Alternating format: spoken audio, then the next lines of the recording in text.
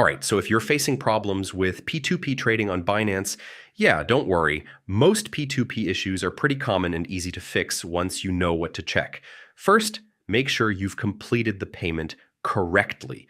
If you're buying, confirm that the money was sent using the exact method shown. Only click I have paid after actually sending the money. Clicking it early can cause disputes or delays.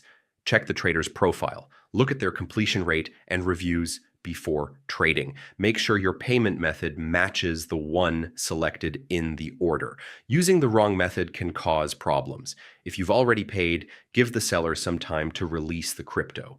It may take a few minutes. If the other party doesn't respond, use the appeal button.